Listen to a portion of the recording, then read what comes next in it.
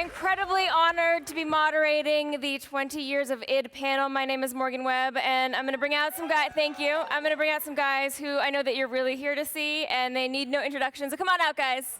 This is the best panel of the show, for real.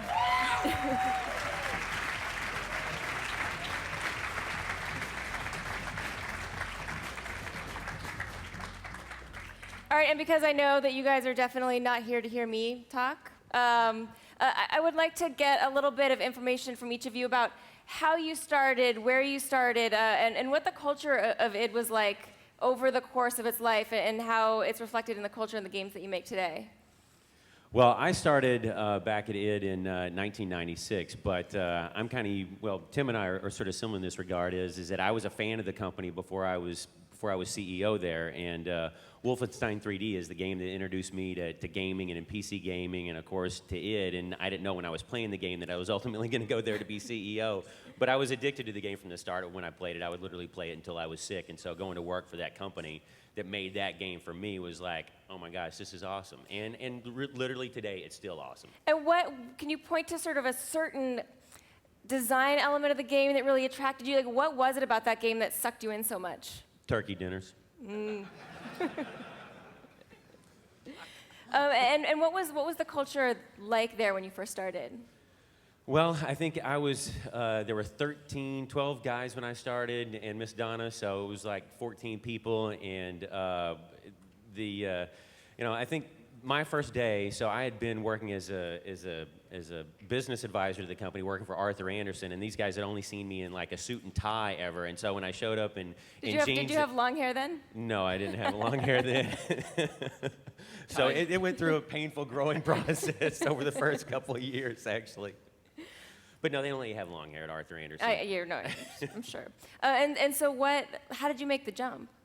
Well, I mean, I had gotten to know the business of the company over a couple of years of working with the guys, and had gotten to know John and Kevin and Tim and really all the guys at the company because I was doing all their tax returns at the time. So I knew all the guys. All of the details. That's right, and I knew the business too because we had a few projects we had worked on. And so I kind of stepped in, and I guess the first thing was sort of figure out what was going on with Quake shareware and why I'd put it at 7-Eleven. Because that wasn't nearly as great as it sounded on paper, but you know, after that, I think I hit the ground running pretty well, and we were in the middle of, we just started Quake 2 development. Yeah, but for a while there, we had the outrage of the week as Todd would tell us how screwed up our business practices were. Was he right? Yes, he was right. And when did you start? I started in '95, and when I knew that I wanted to make video games is actually when I played Doom 1. I never actually played Wolfenstein originally, and I got a new computer. I was in college, downloaded the shareware version of Doom 1. I was running around that first room, and I thought that was the entire demo, and I thought this game's pretty cool. And then somehow, because that doorway at the end of the hallway doesn't really look like a doorway, so I finally got to the end of the hallway, and that door opened for me, and it was, and I know this sounds silly, and I've told this story before, and people don't believe it, but when that door opened, and I saw the rest of the game, and I saw the world in front of me, that was the moment that my life changed. And I knew that I wanted to make video games, and I would drive to college in the morning, and this is true, I would daydream about working at id Software. And so when I had the opportunity to make Doom levels and Doom 2 levels, and then eventually get hired I was the original mod community hire, and it was a dream come true then, and even now, like late at night, if I'm walking through the offices at work, I say to myself, I'm working at id. This is awesome, and it hasn't changed much for me. Is that still a viable way for people to get hired at id? Because I know I'm thinking what you guys are thinking right now. Yes, I mean it's the mod community is not as much as it used to be, but some of the best people we have came from the mod community. Matt Hooper, Robert Duffy. I mean the list goes on, and I tell people when they ask how to get into the industry, find a game you like, find an engine that you like, and make a mod, and then get that out to as many people as possible because it really is the best way to get your foot in the door. And how many people were there when you started?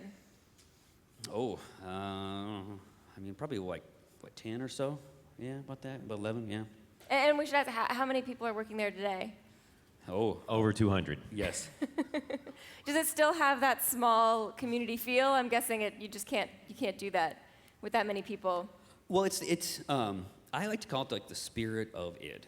And, you know, if your company is 40,000 people or your company is 10 people, you know, the spirit of the people at the top, that is what drives the spirit of the whole organization. And I love that picture.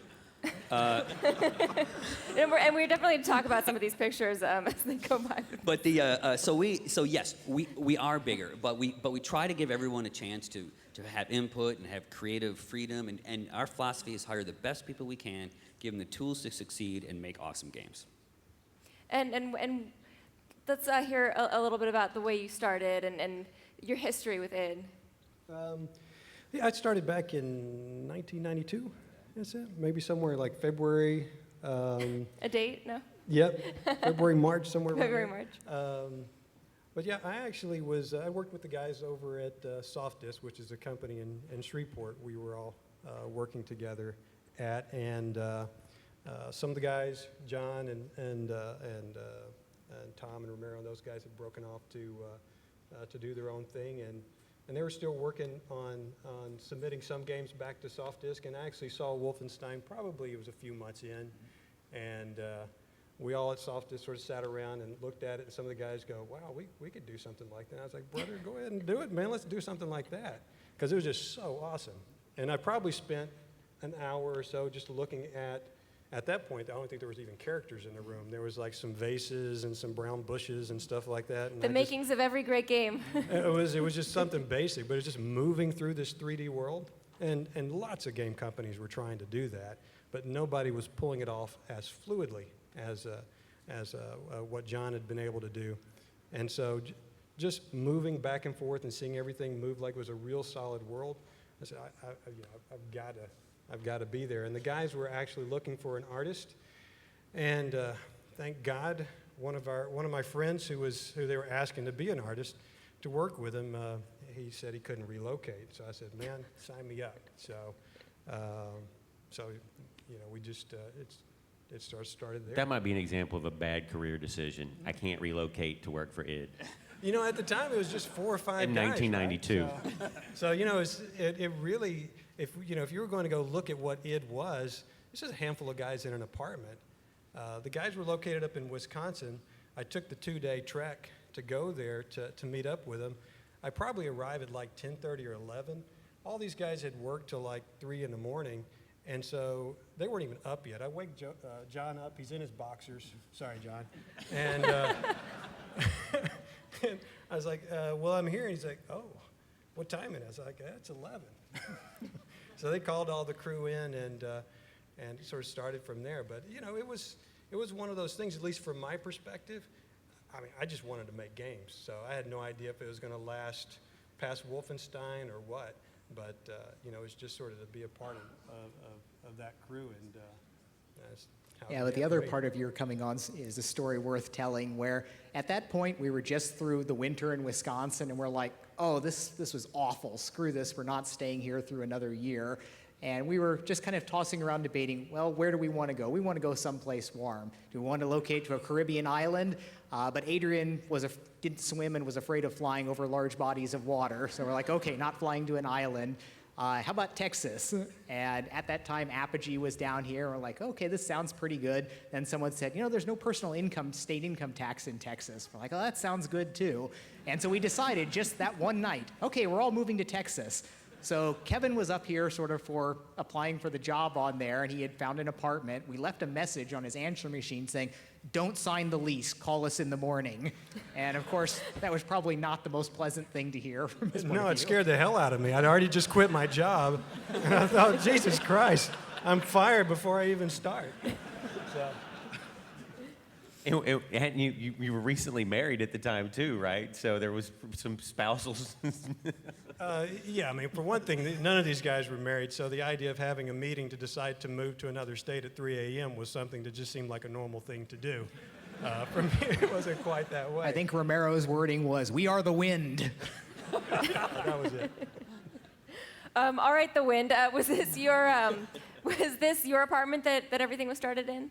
Yeah, so, well, the company got started in Shreveport, where a few of us had a lake house. It was a nice place down there. We would go in, we'd work at Softis during the day, and of course, the early thing that happened at the very beginning of the company that got us into trouble, that we recommend people not do this, is we actually carried our work systems home in a big van, set them up at home, and did the work on our own project at home using the office computers. Not a good idea. Yeah, that's not a good idea. And we eventually, more or less got strong-armed into doing a bunch of work for Softis. Otherwise, that would all come back to haunt us.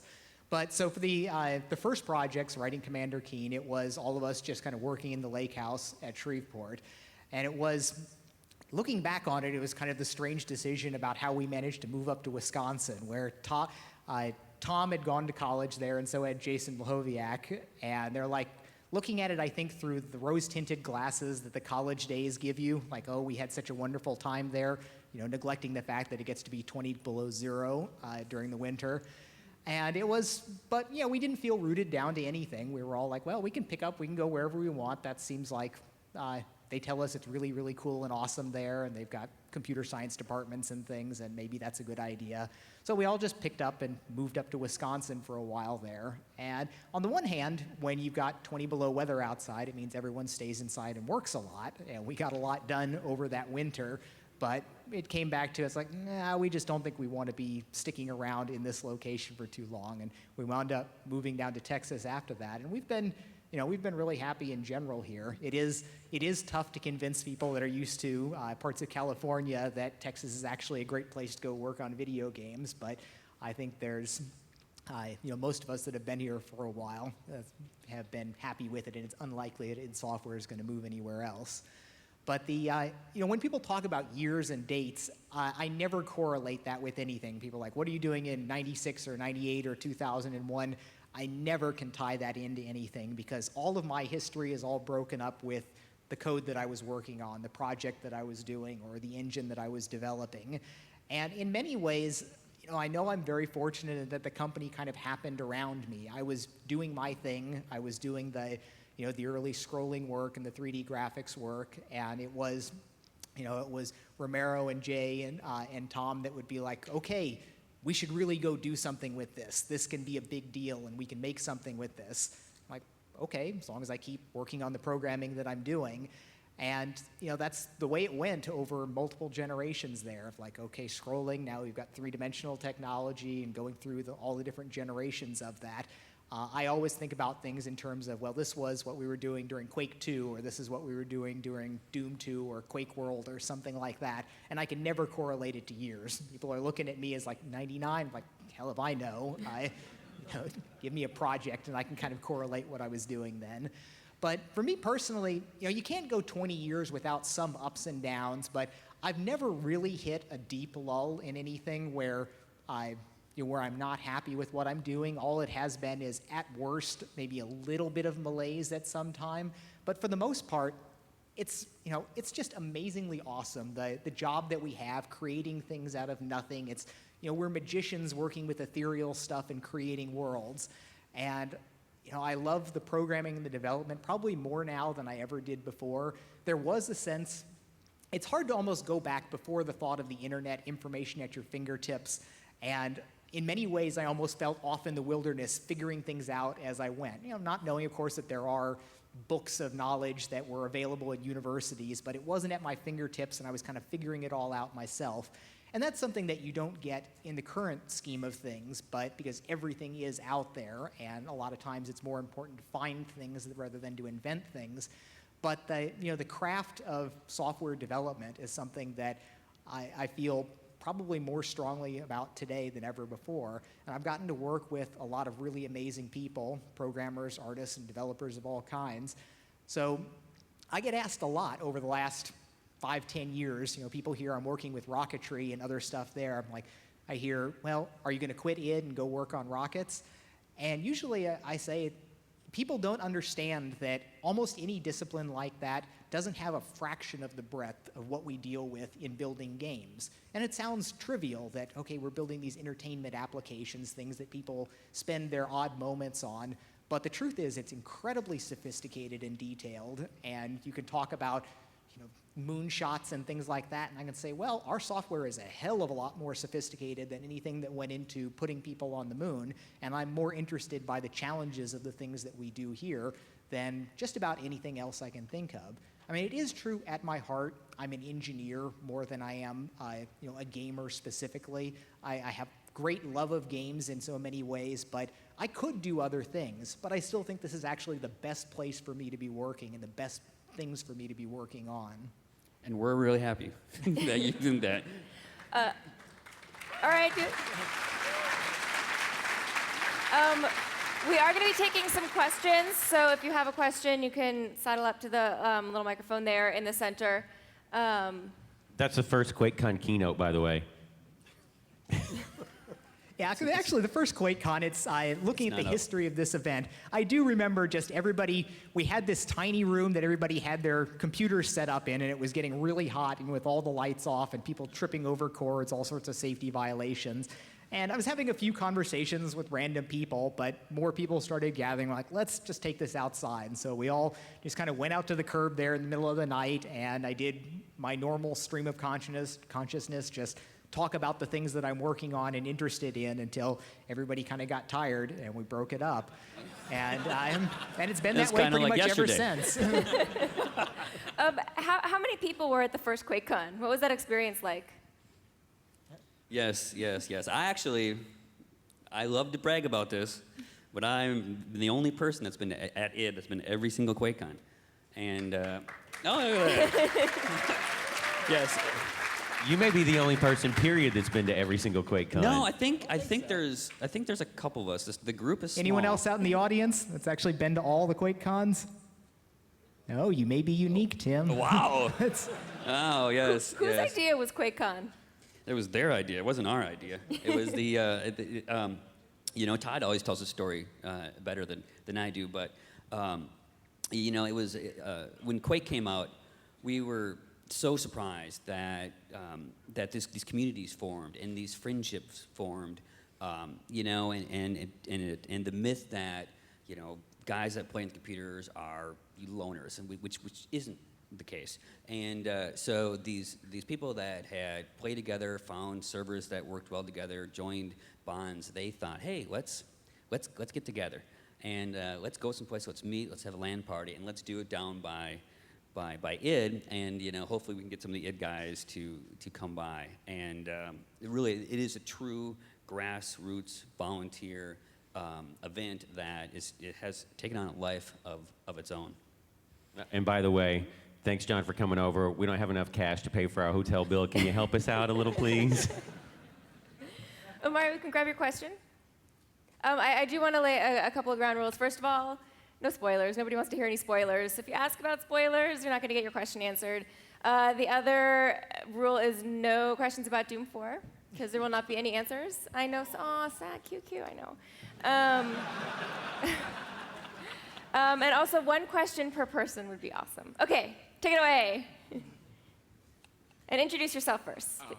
I'm Justin. I've been an id fan for a long time.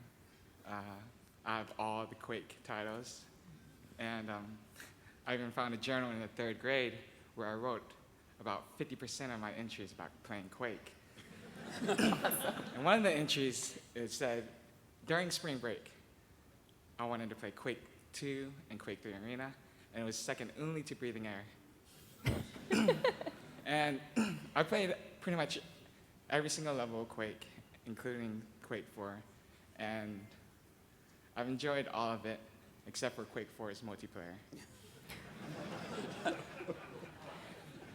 I was wondering if you could tell me something that would help mitigate the fear that if you were to create Quake 5, that it would be a Quake game and not just the title. Well, we could say, first of all, that there is not a current slated plan that a Quake 5 is being built. It's obviously one of the things where it's one of our crown jewels in terms of we have Wolfenstein, Doom, and Quake, and now Rage. We want to do something with it eventually, but there is nothing going on like right now for that. I will say that we do have a top-level directive that multiplayer is going to be done right in all future games with dedicated servers, with care to that aspect of it.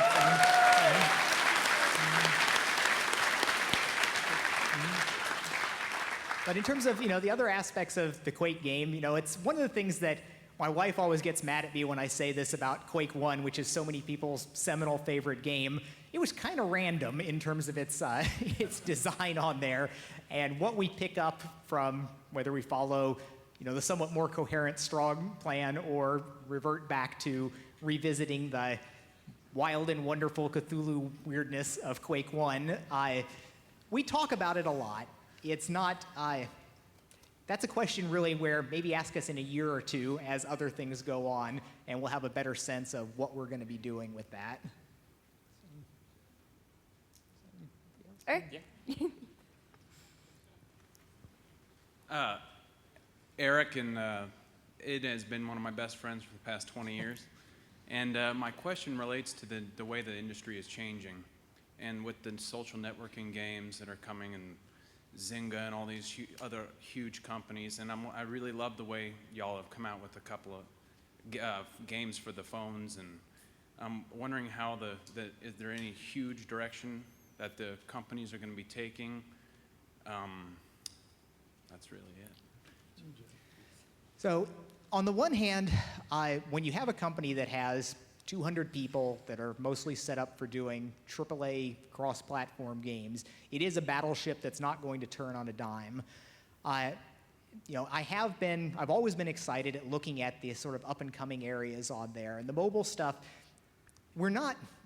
a lot of people like to think that, there's like this big carefully crafted plan, but the truth of the mobile stuff was, like, I got a new phone, I thought the games suck, it's like, let's make a better game on this. And then, we started getting iPhones, it's like, well, we really should do something with this. But I do think that aspect of the industry is a truly wonderful thing, that there is this very low barrier to entry for people to be able to go and, have a crazy idea and see it happen there, because you don't get that at the highest level. If you have 100 people working on a project for years, that's tens of millions of dollars of marketing behind it. It's true that there is a degree of conservatism there, which is balanced against the fact that we're getting really, really good at doing these highly polished, wonderfully crafted games, but it does constrict the crazy design choices that you might have. And I know there are some people that in the classic games industry that that are defensively derisive about things like Farmville and the other Zynga titles and stuff. But I look at it as it is clearly they're doing something good. They're engaging people in a way that we don't. I think there are things that we can learn from them. And one of the things that one of the executives at ZeniMax said that I thought was actually insightful as we were talking about potential risks to our way of doing things. And I would mention that, I do have to wonder if some of these cheap games, if people find that they get enough fun out of spending a couple bucks on a phone game on there, if that might have an impact on people going out and spending $50, $60 on a AAA title. But the response was that, well, the data does not seem to indicate that, and the thinking is that it's a lot easier to get somebody that's a gamer with $2 games and decides they love games and they want better games to go out and buy a high-end AAA title, rather than having people that are buying AAA titles saying, I can just get by with what I've got on the phone. But like I mentioned yesterday in my talk, I do think that there is great potential for the overlap there, where so much of the things that happened with Quake, especially, when we looked at it as seeing the clans forming and the get-togethers and the LAN parties, and these are social efforts and these are social events that happened without any infrastructure to support them. They happened in spite of a lack of support for them. And so many things now are looked at as the social networking is the core aspect. And, I don't think that's really the right way to look at it, where you still need something at the core that the social aspects help bind together and bring people around to talk about. The network isn't the meat of it at that point. but there is great possibility for enhancing the experience that everyone gets out of a game by doing that. And it's one of these things that as a company, we don't have great, in-house talent addressing that right now. And we've been forced to grow as a company in a lot of ways, where we have brought on a lot more in-house sort of cinematic aesthetic sense of things as games have taken on more of the trappings of movies. And it is likely that we'll have to take on more and more of this. And Quake Live was a step in that direction to look at how we wrap an experience around the core of the game. And it's going to be more and more important. And it's not something that I'd say we have a super firm grasp on, but it's something that we need to be keeping our eyes on as we go forward. By the way, I think it's still up on the screen. Yeah, that slide, this was actually sent to me. This is somebody's personal collection of id games. And I think the guy's from Germany and shirts and all the stuff, that this is like one guy's thing. And I was like, this is amazing. This is stuff that isn't even in our library.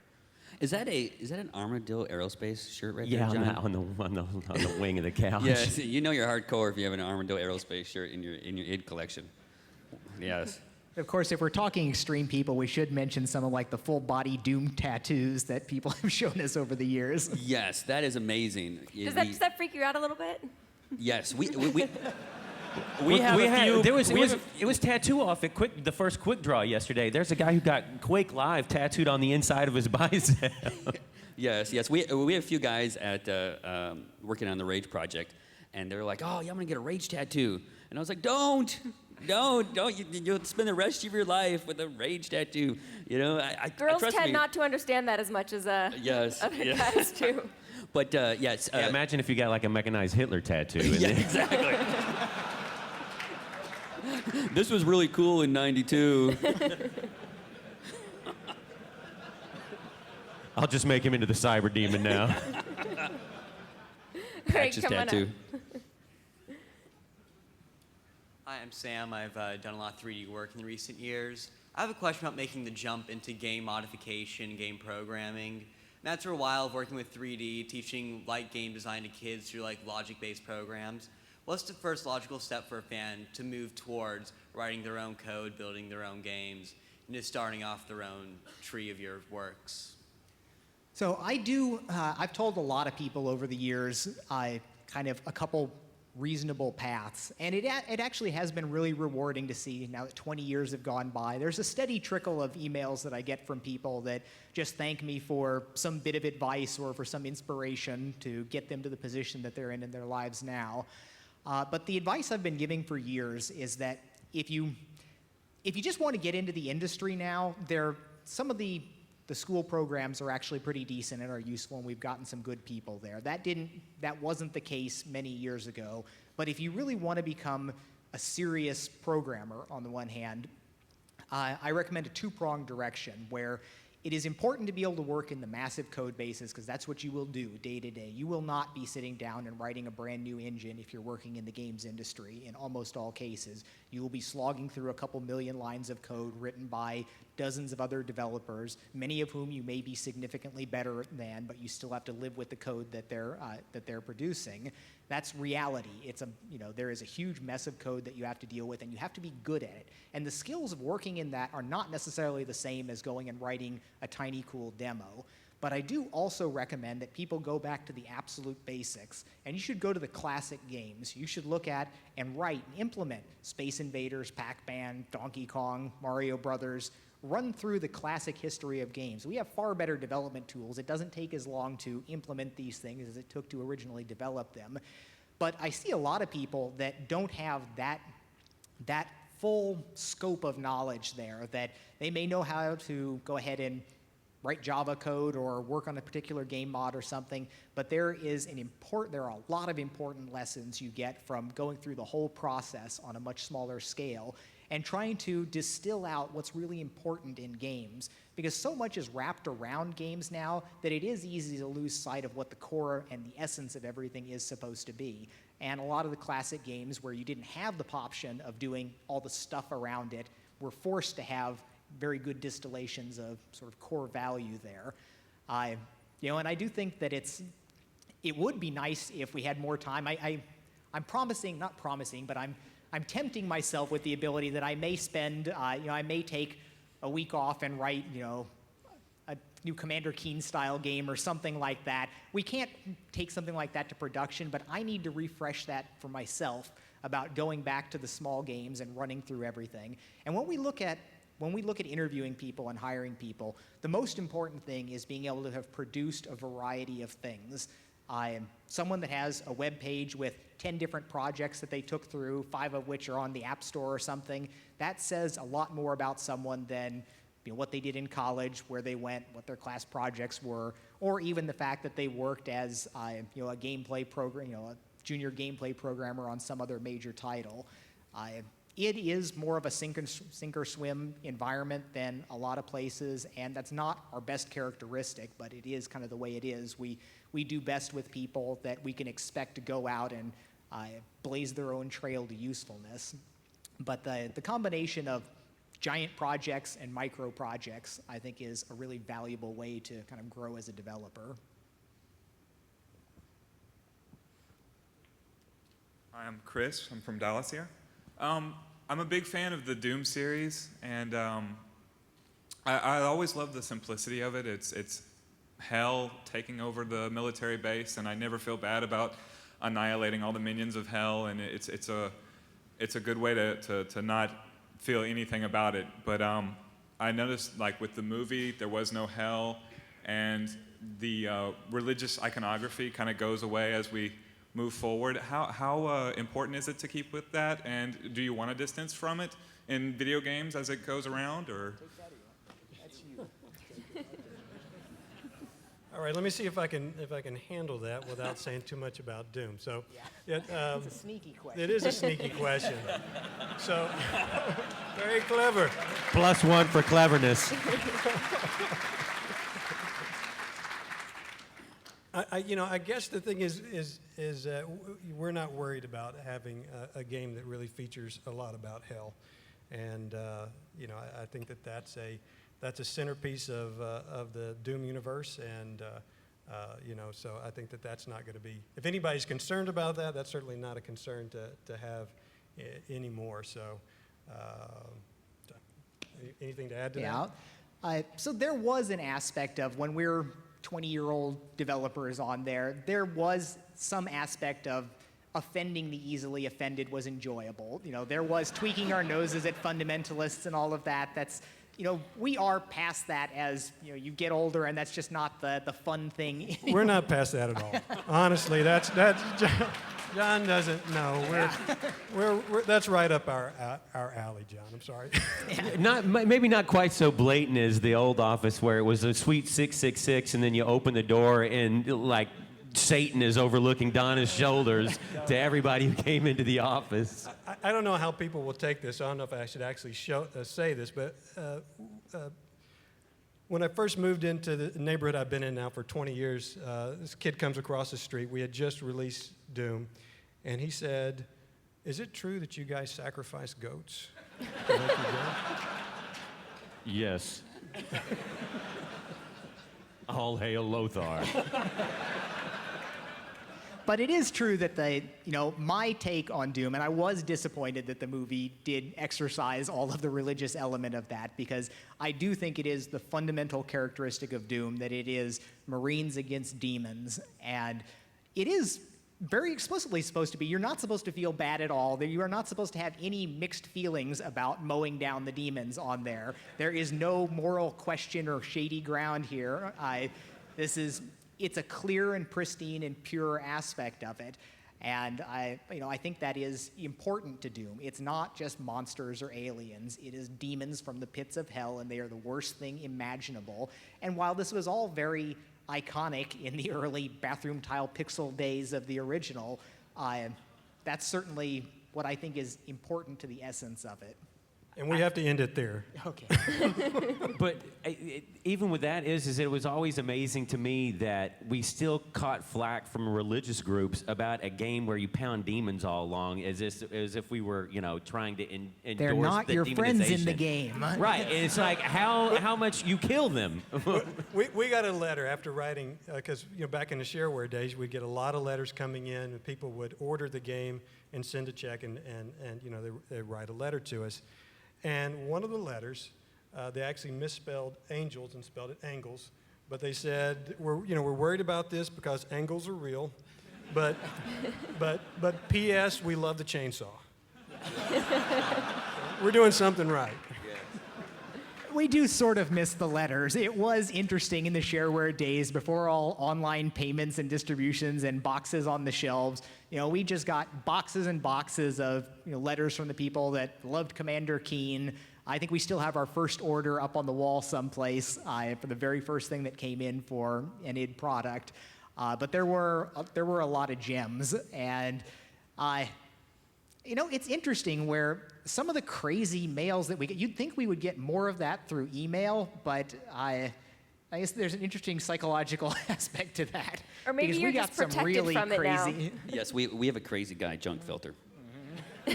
Yes. Bless email, you can actually respond to them relatively conveniently. You don't actually have to write down something and figure out where it came from and all of that. Yes. Actually, these pictures remind me of somebody that is very, very important to the 20 years of id. We have Donna Jackson there, as you can see her up there. Yes, she really should be up here with us. And her story and how she came to id is also very good. So, again, I want to shout out to Donna Jackson for helping Donna us here? survive. Yeah. Big thanks to the id mom. Can we get the short version of the story? Oh, well, do you want me to tell it? What? Well, how Donna's... Well, yeah, I'll tell it. Okay. Are you here, Donna? Is she here? Oh, no, good. If I mess it up, it's okay. So Donna, and correct me if I'm wrong, Donna worked for, this is before my time, she worked for a temp agency. Yes, and Jay Wilbur just needed some help answering the phones and things, and so he called the temp agency and said, hey, can you send someone down? And, Donna said she showed up, and she sat down on the desk, and Jay told her about, what to do, and she's like, what are these boys doing? These boys are kind of crazy. And she told me that she called the temp agency and said, listen, I'm out of here. I'm in here for a day, and then you need to send me someplace else. And then as the day went on, Donna, saw, all the boys, and, she's always had brothers growing up and sons, and she came to the realization that she really needed to stay and help these boys survive. And she's been with the company longer than I have. 18 years? Is that right? Yes. So. Absolutely. I don't know if it was said. She's an id mom, and honestly, she has taken care of the company from day one, all the way from greeting guys from the first day, helping guys find their way around town, just super. So, and yeah, I think the obvious thing was like, oh my God, these guys are not going to be able to survive without somebody to pull them together. She took pity on you guys.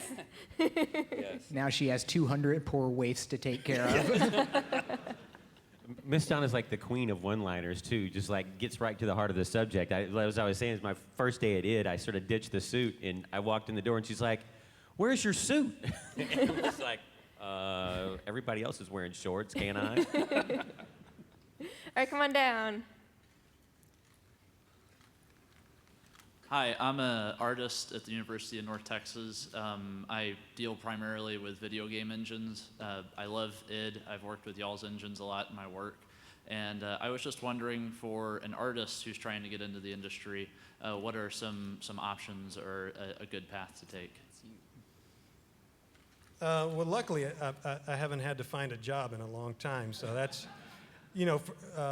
for me, it was just get my hands on anything that I could to try to play around with it, to create something that I felt like was cool. And,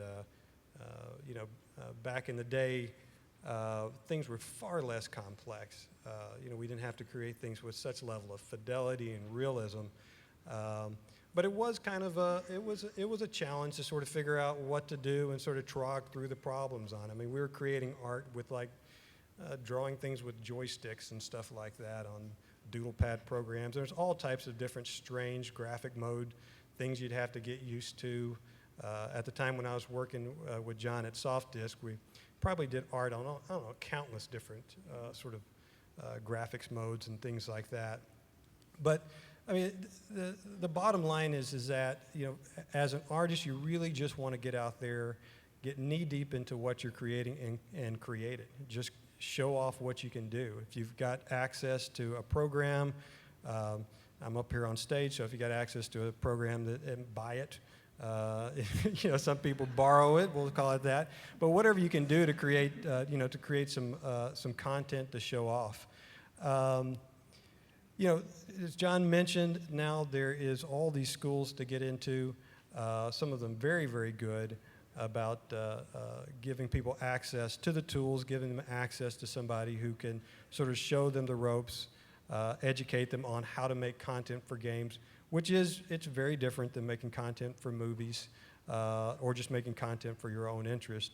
But you know, just get in there and start creating stuff. Get your website going, put your portfolio up there, and also get involved with other artists, get their feedback, find some talented artists that you know, either at a university or somebody you can start exchanging some emails with, and get some critical feedback on your work, and just go from there. Perfect. All right, come on down. Hi, I asked you a question last night, John, at your keynote. I told you before I asked my question that I'm in computer science, and I'm in computer science because of what you and it have done, and you inspired me to enter that field. My question for you now is, what one person inspired you to be the person you are today as a programmer?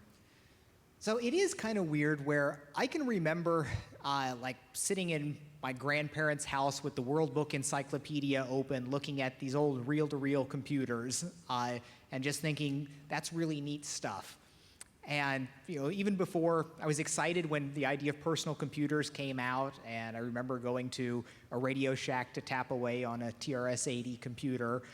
No, I didn't really have someone that was a mentor or an inspiration to me, and I think that that's, you know, I was asked that just recently in another context when people were talking about mentors and things like that, and I try to provide as much help as I can to other people, and in many ways, a lot of things, like the open sourcing that I do now, is a reaction to what I wish that I had when I was younger, because I can remember, like, hex editing and disassembling Ultima and Wizardry on the Apple II, and thinking, oh, wouldn't it be great if I had the source code to this? Not even thinking about, wouldn't it be great if I could talk to the people that programmed these things? So I was in a little bit of a vacuum, and it certainly led to me reinventing well-known things.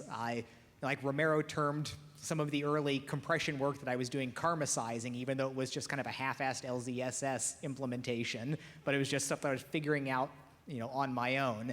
And that's something that I try to impress on people today, how much is available now that, and also when people ask me what I would recommend for someone getting started, it's tough because the world is completely different now. I had 2 reference books that I basically learned for years off of, you know, one 6502 assembly language and like an Apple II technical reference manual. And there were books that I had seen once that I wished I could find, and that was a very, very different world where now you can answer any question you want, you can find it all out. And there are these great communities where you can be in and you can learn from lots of different people. So none of that, I didn't really have any of that through the formative years. It was really awesome at id for, when I moved to the x86 platform on there, when I first started at Softis, the first thing that I did was, oh my God, we've got all these magazines and books, and I read everything that was basically in the company. And they had a good magazine section and some good references of a lot of programming things. And the articles that I got the most out of were the Dr. Jobs journals by Michael Abrash. And that's why it was really a fine time for me a couple years later to be convincing Michael to come down and work with me on Quake 1. So I think that people that can have somebody that can guide them a little bit more and provide some mentorship are probably in, while there's benefit to doing things the hard way, the benefits, they're not overwhelming. You're better off if you can have somebody show you some of the ropes there. And where I grew up, it was always a matter of I was the smartest kid in the school or the computer department or whatever, and I also look back as not being as receptive as I should have been to learning things. And I went to 2 semesters of college taking nothing but computer courses before I dropped out. And when people ask me about college later, some people say it's like, oh, you dropped out of college. Does that mean that's what you recommend for people? And it does depend. What I say is universities or colleges can be an information-rich environment, and I didn't take as much out of it as I should have. I showed up and ran through the project super fast and looked smart for everything, but I should have been there going and finding like, who is the old gray beard there that could maybe teach me Unix or something at the university, and I missed opportunities that I could have done better at. But on the other hand, I certainly wouldn't want to have been sitting around getting my master's degree instead of writing Doom. But I don't think I had an optimal path to my skill set. There's times when I see holes in things that I should have learned better. If I had known that, I would have been able to apply things more. And I've cultivated as much of an openness to learning new things as possible over the years.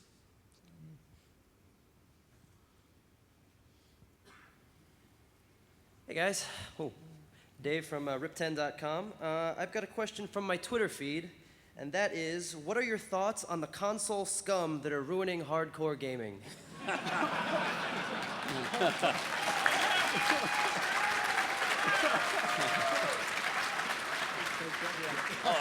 I got that one?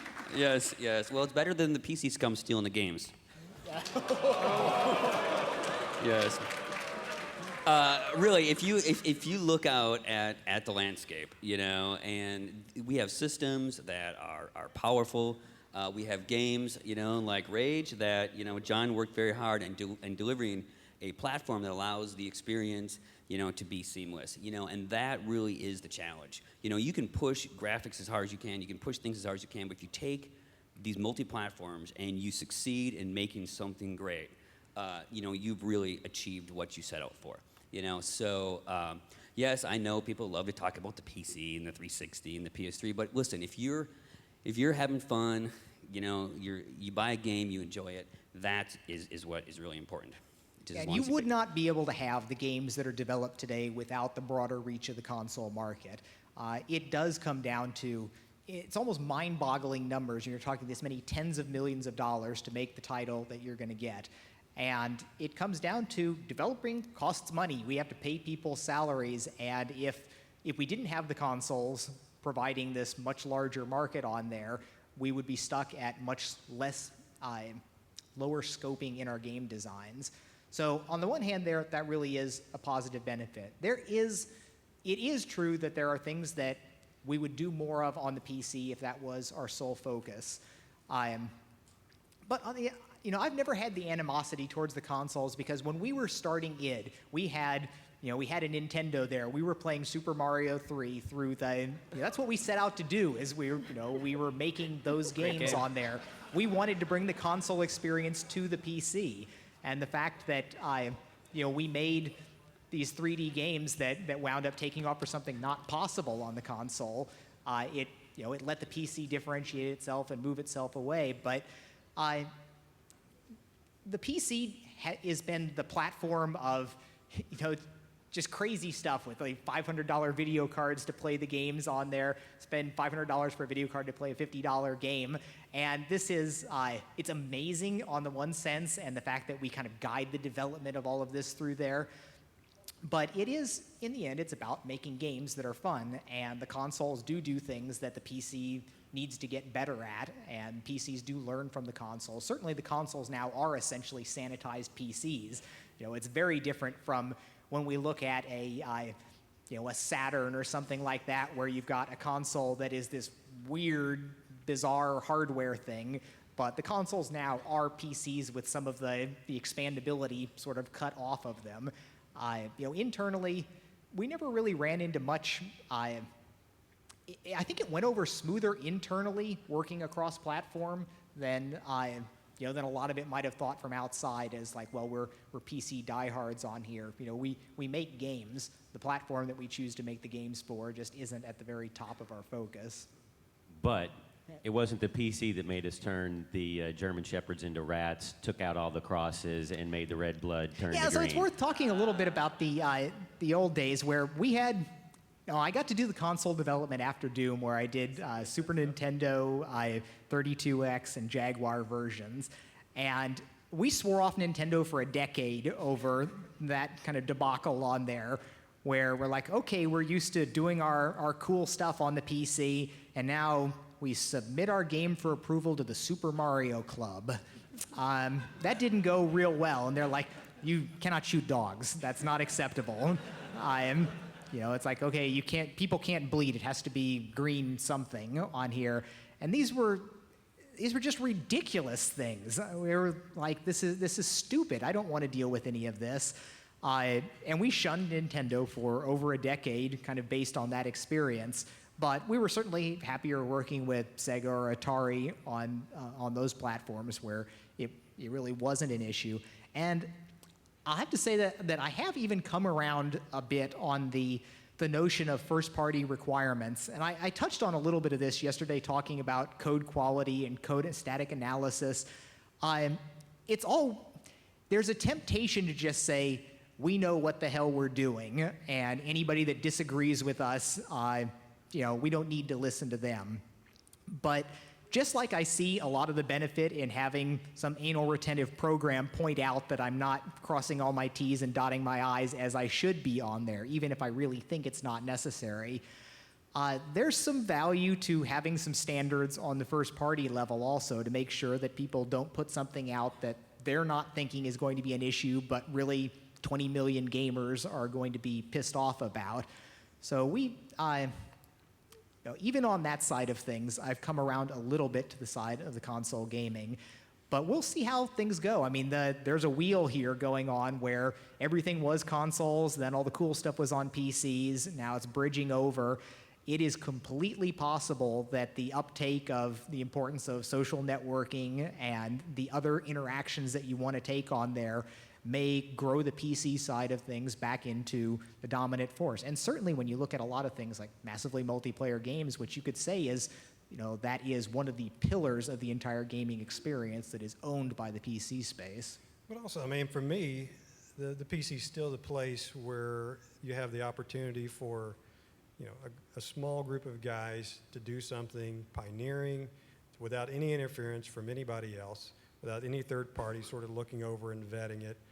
I mean, I think it would be terrible to have obviously the PC to go away. I'm hoping that it actually continues to grow strong and grow stronger and stronger. Because, I mean, the thing is, if it wasn't for the PC, I don't think we would be where we are today.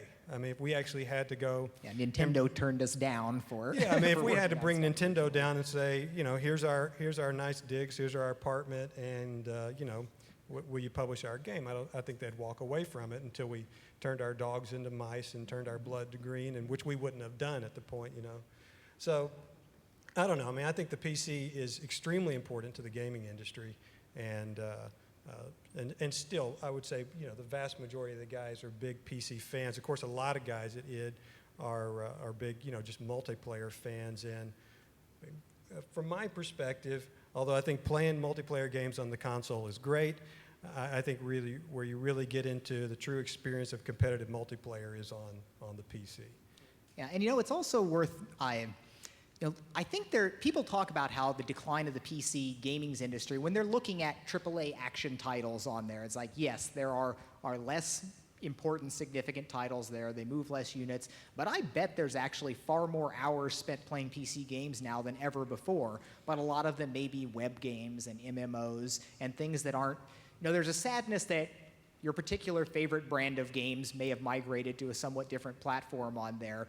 But PC gaming as a whole is still extremely vibrant. And that aspect about, it's great to hear the success stories of people that put together a web game and get millions of people visiting that and turn that into, there's the cottage industries there are a wonderful thing, that it's not all the giant corporatized mass media pushes that we have on the cross-platform AAA titles.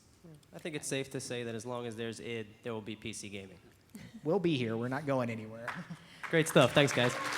All right, we have time for one more question, and we're going to have to make it a little bit quick. Hi, my name's Katie. My question's actually for you, John. Last year, I had the head of NVIDIA was going to escort me to your room to get your autograph, but you'd left for your son's birthday. I was wondering, you know, all of your accomplishments, all of your achievements, Doom was my step into first-person shooters, you know, so influential. Do you think your son's going to follow in your footsteps at all?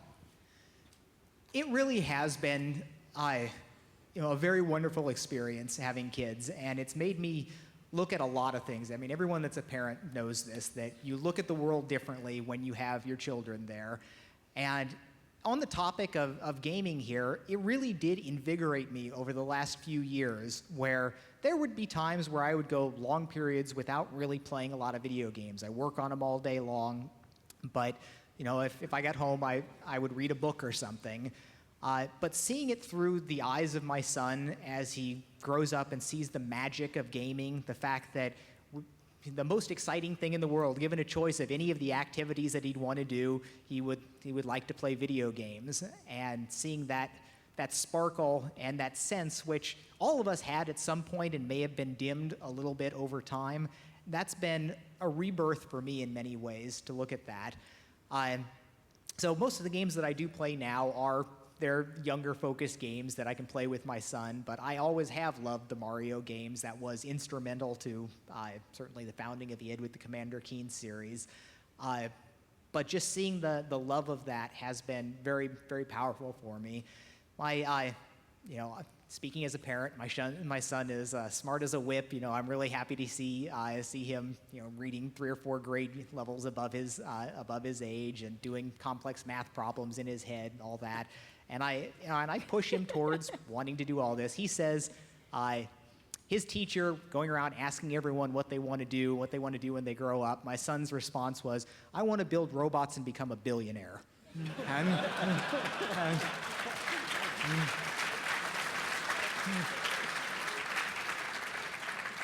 And so when my wife heard that, she's like, "Good answer, Ryan." All right, we have time for one more if you hurry and make it quick. Hi, I'm Brian. I'm a longtime QuakeCon staffer. Really quick, I'd like to thank you guys for continuing to support the event and the community. So thank you for that. What's everybody's favorite QuakeCon moment? So, well, first, I'd like to thank you and all the other QuakeCon volunteers. Yeah, absolutely.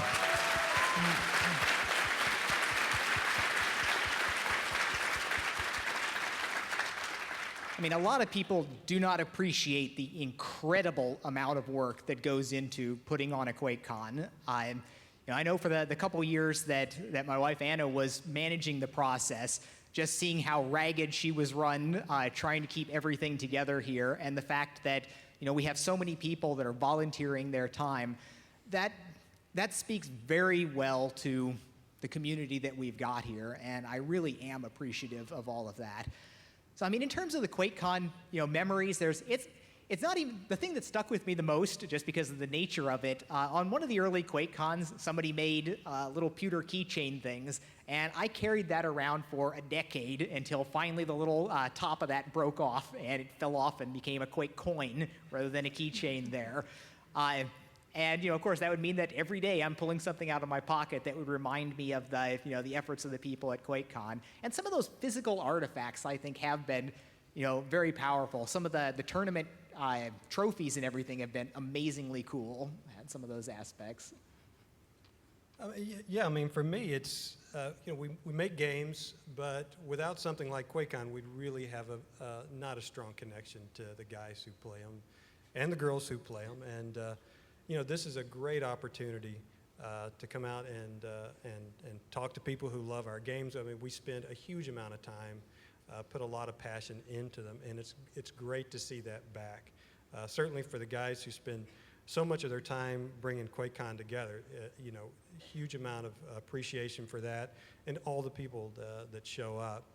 It's hard to kind of break it out into one moment, the thing that sort of popped into my head, and it may not be the best thing, but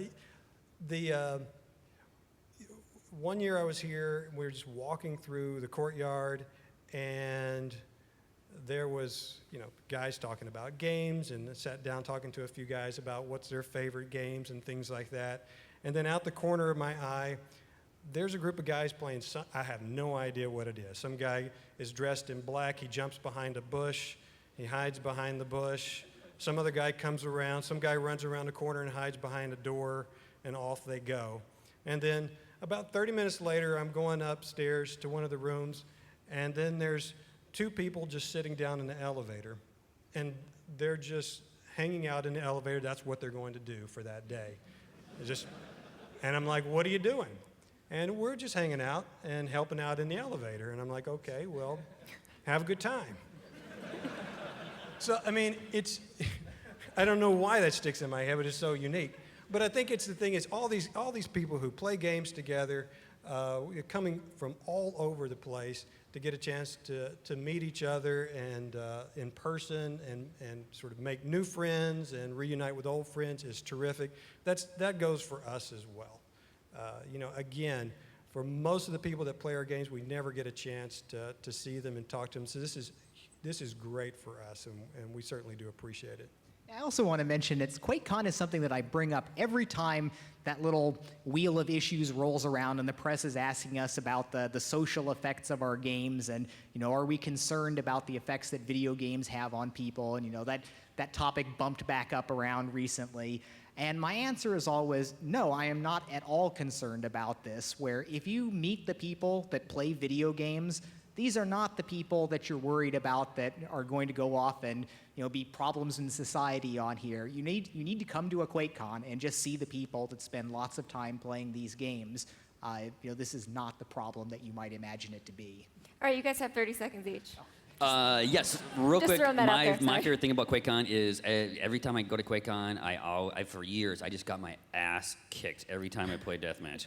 So Team Arena, last CTF map, 2-on-2, at id for like 6 months before QuakeCon. We practiced every single day. And Tim actually is sneaky, where he picks the least popular map and trains up on it, so he figures Yes. he's got an edge. Yes. But it's not Tim's fault that everybody didn't play that map. I mean, we even created our own game out of it, Master of the Universe. Master of the Universe game. If you can master that map, you're a Master of the Universe. And then I showed up to QuakeCon and I talked to NVIDIA and I said, I'm gonna have a little, come play with us, and if you beat us, you get a video card. And NVIDIA's like, ooh, this is great, And they're like, we better bring a lot of video cards because you guys suck. And I was like, no, it's all right. Yes, and for that day, it was my shining moment where I kicked ass.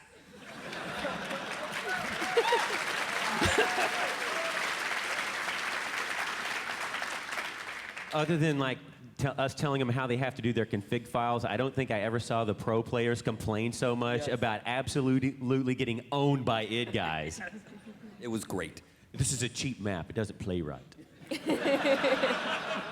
Okay, sore loser. Take your $10,000 check and go home.